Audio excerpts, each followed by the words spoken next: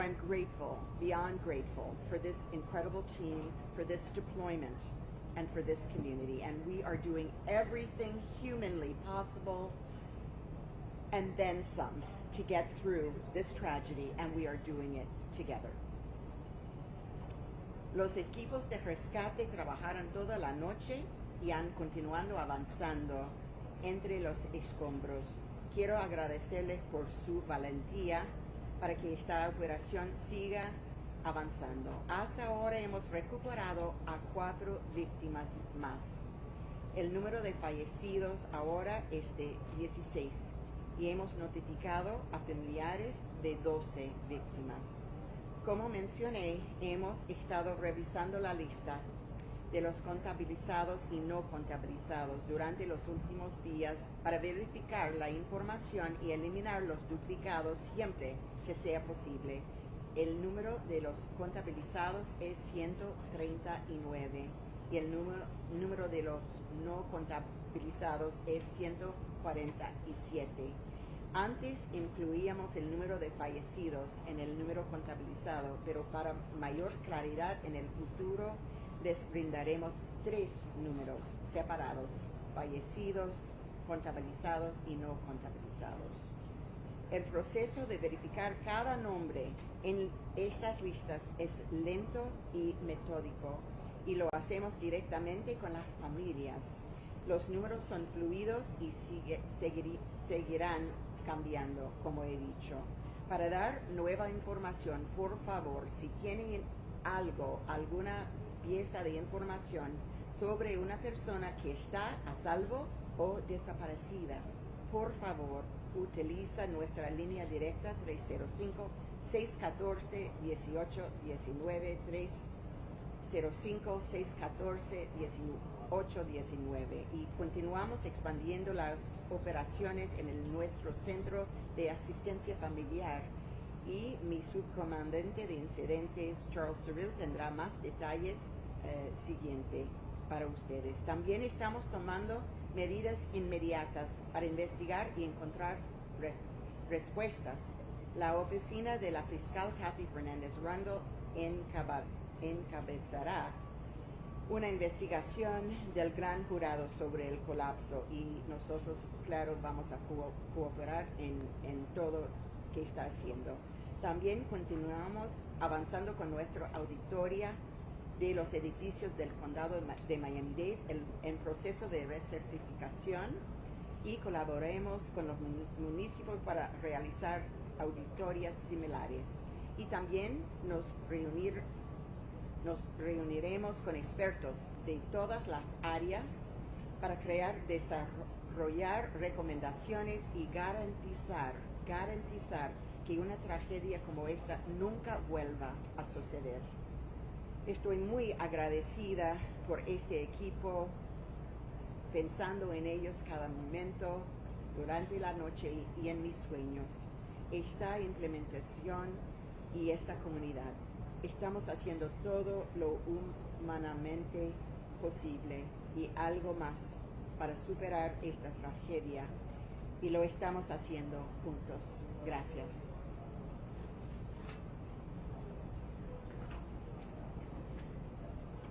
Thank you, Madam Mayor. Division Director for Office of Emergency Management, Deputy Incident Commander Charles Cyril.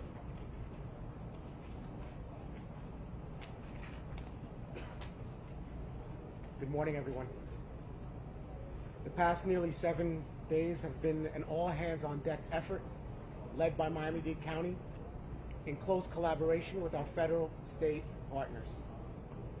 I want to provide you with a few updates, beginning with the Family Assistance Center.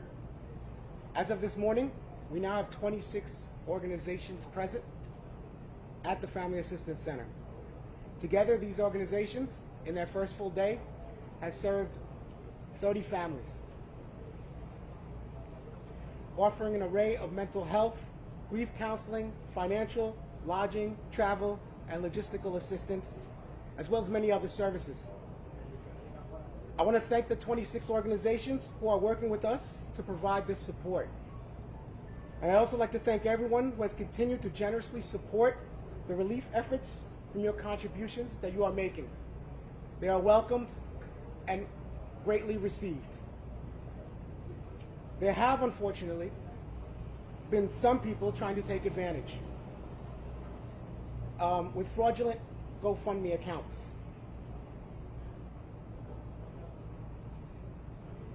What we can do is to assure that you are properly submitting funds or donating to the appropriate agencies. We express that you go to www.miamidade.gov/emergency.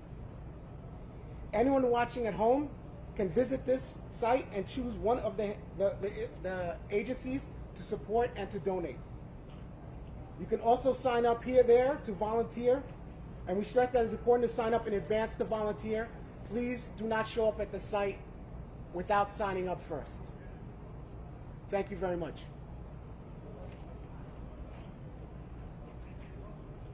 Thank you, Commander. To translate for the Deputy Incident Commander, Miami-Dade Fire Rescue Public Information Officer, Erica Benitez. Muy buenas tardes. Estos últimos 7 días han sido un esfuerzo de mano de obra en colaboración con Miami-Dade y el apoyo extraordinario que estamos recibiendo en cuanto al terreno estatal y federal. También a partir de esta mañana queremos informarles que tenemos 26 organizaciones trabajando en este momento en el Centro Familiar de Asistencia. Además, juntas estas organizaciones atendieron ayer a más de 30 familias afectadas, ofreciendo una gran variedad de servicios de salud mental, asistencia financiera, de alojamiento, viajes y logística, y también otros servicios más. Desafortunadamente, algunas personas han tratado de aprovecharse de esta gran tragedia estableciendo cuentas fraudulentas de GoFundMe. Para asegurarnos de que todas las personas bien intencionadas que quieran donar a esta causa pueden estar seguras de que su dinero irá al sitio correcto, les urgimos que visiten miamidade.gov/emergency. Gracias. Thank you, Erica. And representing the Florida Division of Emergency Management, Director Kevin Guthrie. Thank you. Good morning, everyone. We're going to provide another update on the recent state response efforts. The Division of Emergency Management is working with Miami-Dade County Emergency Management to develop contingency plans for severe weather, including tropical cyclones. As part of this planning, the division requested a federal USAR team that we mentioned yesterday. The reason for this is that we will need that team to augment the efforts here so that we can free up some of our state assets to be able to respond to a tropical cyclone. That team will be here later today. Again, I want to be clear that this is contingency planning, and at this point in time we're working with our state meteorologist. We're working with Dr. Ken Graham at the National Hurricane Center. I talked to Dr. Graham just before this news conference. He is keeping his team well aware of what's going on here. My team is very aware of what's going on here, and we will be closely monitoring the tropics. However, if a system does develop, I want to ensure you we have contingency plans, which include facility relocation, communications, backup plans of how we will continue to respond here while responding to the hurricane. Our state emergency response team back in Tallahassee, you heard the governor talk about that they've been responding for well over 470 days. A handful of them, about 20, went right into this response as well and have been working that ever since last Thursday night. So we are well aware, and we have done this before, where we have responded to multiple emergencies in the state at the same time. State emergency response team is extremely experienced in managing multiple disasters at one time. The Florida Department of Transportation has brought in additional district staff to assist with around-the-clock debris removal. FDOT is also deploying additional heavy equipment from other areas of the state to assist with this effort. The Florida Department of Environmental Protection has issued an emergency final order waiving permitting requirements for the storage and processing of solid waste. This emergency final order will remove any requirements that may hinder the debris removal process. The emergency final order also includes guidance for disaster debris to assist the heavy rescue operations.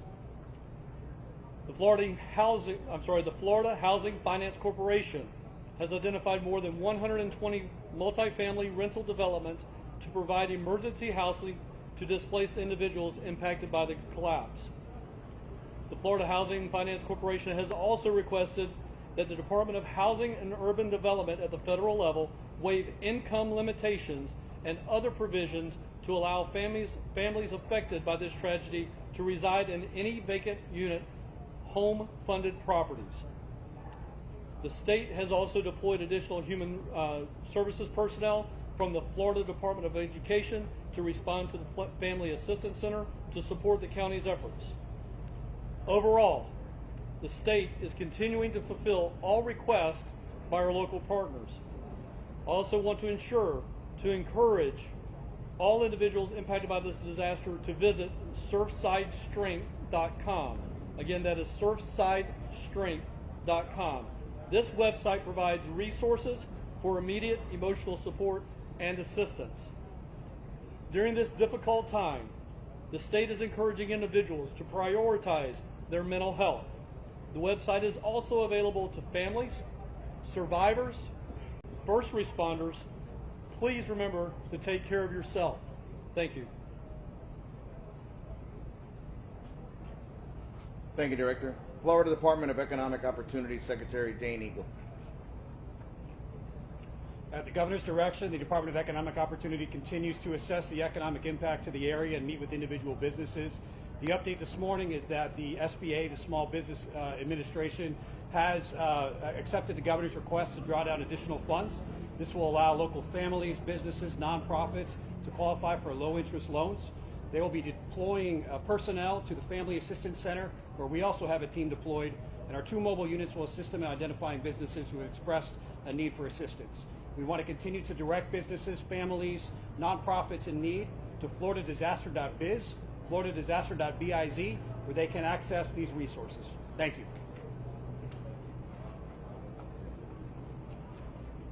Thank you, sir. Surfside Mayor Charles Burkett. Good morning. I started my day today, as I normally do now, with a tour of the site. I wanted to respond to the families who have been asking me questions about the dogs. Are the dogs being used? Are the dogs active? And I made it a point to visit with several of the handlers. And yes, indeed, they are very, very active. And we have 2 sets of dogs there. We have dogs that are looking for people who are alive, and we have dogs that are looking for people who have passed on. And they rotate those dogs in and out. An interesting question that came up in our conversation was whether or not the winds and the rain are inhibiting the dogs, and the handlers told me no. The dogs are not inhibited. As a matter of fact, they practice and they pick up scents from great distances, and the winds actually apparently the dogs are able to follow the scents to the destination, so that was good. I will tell you, this is day 7, I believe, and in all the days that I've been going to the site 3 times a day, I've never seen as many assets in place on that site. We've got heavy equipment, and it's actively lifting gigantic pieces of concrete out of that pile. We've got waves of first responders and rescue people all over the top of that mound, all over the side of that mound, and I'm told underneath that mound. So that's really good. Following that, I went up to visit with the families. I want to commend Mayor Cava. There's a revision in the way that the reports are now given twice a day to the families. It's very restricted, and it's only families that are getting inside, and I believe that the families do appreciate that, because the questions are coming exclusively from the families. They're getting the answers that they want, so that's very productive. With respect to there's been some talk by the families. They've asked me if the search is going to stop. Are we going to turn this from a rescue to a recovery? And I appreciated the governor's comments just a few minutes ago, where he basically said, we're not leaving anybody behind. This is going to go until we pull everybody out of there. This is our #1 effort, and I very much appreciate that, and I know the families appreciate that, and we'll all keep working to make that happen. Thank you. Thank you, Mayor. Miami-Dade Fire Rescue Chief Alan Kaminsky. Good morning. I just wanted to emphasize the hard work that all our personnel are doing here on scene. Miami-Dade Fire Rescue and their efforts and relentless time, all our task force, all our support is nothing but amazing. Again, it's an extremely difficult situation. Nothing's changed. As you see, we're dealing with inclement weather as I speak. But we keep moving forward. We keep looking for certain signs, specific things as we're checking areas, focusing on our grids, those rescue grids, as I mentioned so many times, the delayering process. Very difficult situation. But we're working collaboratively in a group, trying to attain that goal. And that's to save someone's life. It's been tough. I just want to emphasize that. It's been tough. Talking to our personnel, the spirits are high. We're still moving forward. We see the resources coming through. We're exhausting every avenue here. But it's a very dangerous situation. And I can't understate that. And so I appreciate all our efforts and all our support, and I just want to assure everyone that as a team, as a total team, between Miami-Dade Fire Rescue, Miami-Dade County, all our task force state assets, our federal assets, we're all working together collaboratively, hopefully for a positive outcome. Thank you. Thank you, Chief. And I call upon Public Information Officer Erica Benitez so we can give the Spanish translation. Muy buenas tardes. Como pueden ver, el tiempo y el clima no tiene clemencia. Nosotros continuamos estas labores y este esfuerzo de rescate. En realidad ha sido una labor bastante complicada, bastante difícil desde el principio, y eso no ha cambiado, eso ha seguido siendo constante. Aún cuando el esfuerzo de estos hombres y mujeres que todo el día y toda la noche trabajan, es desmoralizante ver, digamos, los resultados que hemos querido encontrar y no llegar a alcanzar esos resultados en este momento, encontrar más personas con vida. Es difícil, pero aún así nosotros continuamos este esfuerzo, seguimos trabajando arduamente, aun cuando las condiciones no son óptimas, y ha sido una labor muy difícil. Ellos, como parte de esta comunidad, entienden su labor y entienden lo que significa trabajar en este esfuerzo y lo que ellos le pueden brindar a las familias. Tal vez este consuelo de traer esta información a sus seres queridos. Les pedimos por favor que tengan en mente las familias, al igual que los rescatistas que están trabajando, para que continuemos teniendo esa fuerza de seguir hasta poder lograr nuestro objetivo. Gracias. Thank you, Erica. American Red Cross, Mr. Ryan Logan. Hey, good afternoon, good morning. So the Red Cross, we continue to work tirelessly with our government partners to really ensure a seamless service delivery for the survivors, as well as individuals that find out the news of their loved ones. So I would just encourage any survivor that we have not been able to make contact with, if you are living in the Champlain Towers, to please contact the Red Cross. You can contact us here locally, or if you're happen to be out of the area, please contact us, 1-800-RED-CROSS, and they will get you to us here so that we can ensure that we provide the same level of services that we're providing here locally to you wherever you are. We have the fortune to be supporting roughly 17 to 18 families that are currently still here. And I will tell you, the resilience of those folks is nothing short of amazing. And just like the Chief was mentioning about the determination of peer responders, that's what keeps us going. When you have these folks that we're serving who we know they're having the worst experience of their lives, are turning around and asking you, what can they do to serve their friends, their families, and even just what can they do to better support the Red Cross? it's nothing short of amazing. So I would just encourage anyone that's out there that we have not been able to make contact with that was living in the building to please reach out so that we can make sure that we get you the accesses that you need. Thank you. Thank you, Mr. Logan. And to provide us a Creole translator, Leonel Lerrebor. Bonjour tout le monde. Jean te connais, nous te décrété la permanence et l'équipe nous continue à travailler. Ils travaillent sans arrêter et ils te joignent à 4 nouveaux morts et ça qui portait quantité totale là à 16 counières. Nous, counières, demandé tout le monde prier avec nous, continuer à faire effort, même prière nous te qu'on faire pour nous capables de passer dans un moment difficile ça. Il y a un audit que nous te dit hier qui a commencé et audit pour nous être capables de rapporter quantité de monde que nous connaissons qui est encore vivant. Quantité ça a été arrivé à 147 kounia et quantité de monde que nous pas joignons à 147 kounia et quantité de monde qui est encore vivant à 139.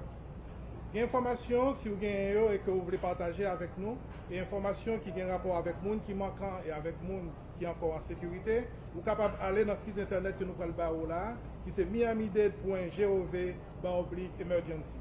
Il y a un numéro de téléphone que vous êtes capable de relever. C'est 305 614 18 19. On va répéter le numéro 1, 305 614 18 19. Merci. Thank you, sir. And as we start the questions and answers, once again, we ask you to raise your hand, identify who the question is going to be going to, and we'll do it one at a time. We'll start off with CBS Corporate. Hey, I have a couple of questions for Chief, please. I just want to be very clear, it's still a search and rescue mission. And then my second question, you mentioned that you're looking for certain signs. What exactly are you looking for? Oh, it's absolutely still a search and rescue mission. The signs are the same that they've always been. You know, we sweep with the dogs. We use our equipment, the audible sonar equipment. We will use video equipment that we will, possible at times, for drill to put through certain areas to look. Signs we look for is the voids, you know, any aspect.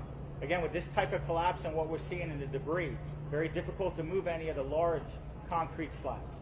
We're seeing them, you know, just they're pulverized underneath and crumbling as we're trying to move them. So that just compounds it, but that's what we're looking for. If we see a void space, if we find an area, we expand from there. We try to tunnel certain areas through there, not tunneling obviously through per se, but in certain aspects to see if we find something. So, you know, definitely come across some aspects like that, and when we do, that's where we continue to move forward. Thank you, Chief. Ma'am?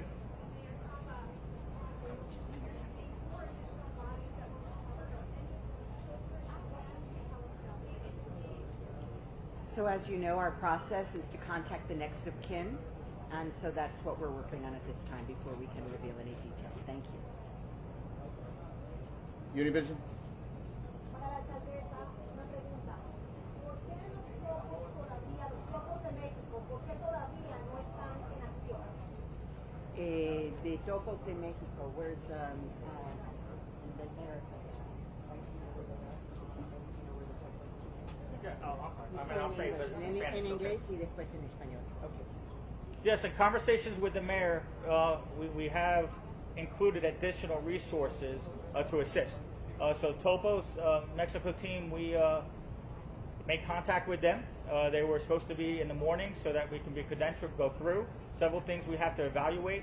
So as they go through, we have our FEMA incident support team who checks credentials in different aspects as well. Capabilities. Again, this is an extremely dangerous situation.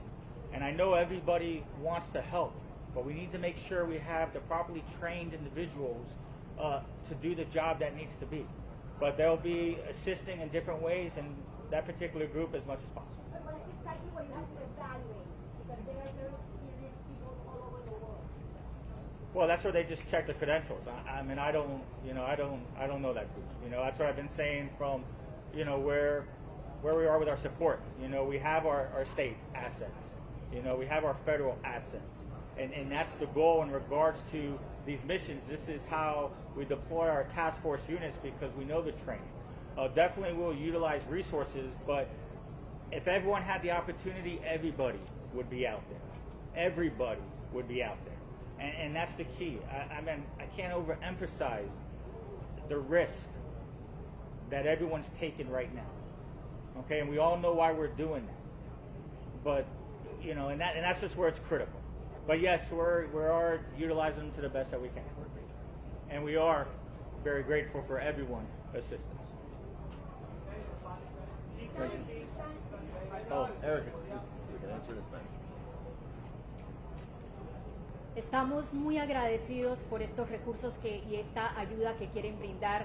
Este es un proceso el cual tiene que estar muy organizado, el cual requiere mucha precisión, tiene ciertos riesgos este trabajo y no podemos solamente permitir que lleguen personas de otras partes sin entender cuáles son sus credenciales, sin entender claramente cuál es su experiencia, y por eso es que esto toma tiempo. No es que no los vamos a incorporar, pero sí hay un proceso y tenemos que pasar por este proceso antes de que puedan trabajar aquí en esta escena.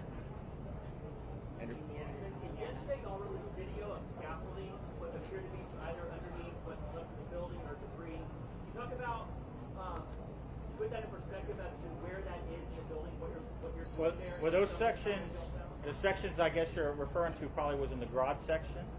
So those are certain devices that we put up and how we shore different components. So when we first arrived and on our initial assessment and where we started our search and rescue, those are components where, you know, we made entry. You know, we went into that very difficult situation, you know, seeing if we had any location, any positive outcome. So that would be, I'm assuming, what you're speaking of, what you saw. Thank you, Chief. Last question over here. Yeah, for the logistics of the president's visit, if you can talk about the challenges, I mean, the weather, I mean, how's that going to affect everything as far as people getting in and out of not only this area, but just the SNR people as well? We're very grateful that the president is coming. He's been showing support for this community since the beginning, and we assure you that we have plans in place with the Secret Service and our federal partners that this operation will continue. I mean, we have been resilient. We've had several challenges from weather, sorrow, pain, and I think that the president coming will bring some unity here for our community, support like our governor, our mayor, all of us together, and it's a great message for the family, and we're going to get it done. That's not going to be a problem.